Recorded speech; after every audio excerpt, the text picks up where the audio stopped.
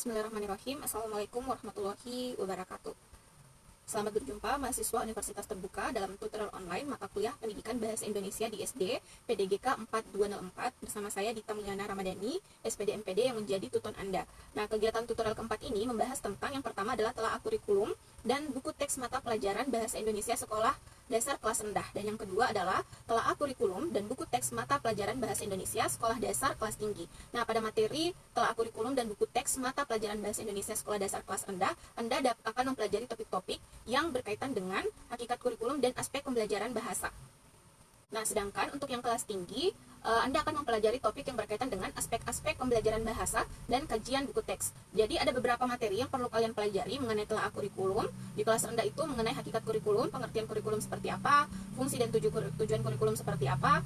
Kemudian berikutnya mengenai komponen-komponen kurikulum maupun aspek pembelajaran bahasa berupa mendengarkan, berbicara, membaca, dan menulis.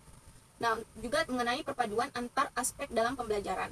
Nah, kemudian untuk yang kelas tinggi, yang pertama adalah aspek-aspek pembelajaran bahasa, yaitu perpaduan aspek keterampilan berbahasa di kelas tinggi, kemudian perpaduan antar keterampilan berbahasa dengan aspek sastra di kelas tinggi.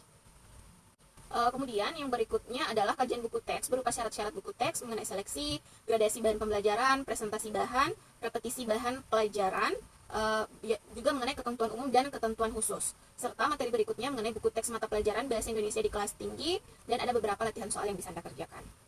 Untuk materinya, Anda bisa mengakses dalam buku materi pokok BMP PDGK 4202. Selain BMP yang ada, Anda juga bisa membaca melalui ruang baca virtual atau RBV yang ada pada perpustakaan digital Universitas Terbuka, atau Anda bisa mengklik link di bagian pendahuluan, ya.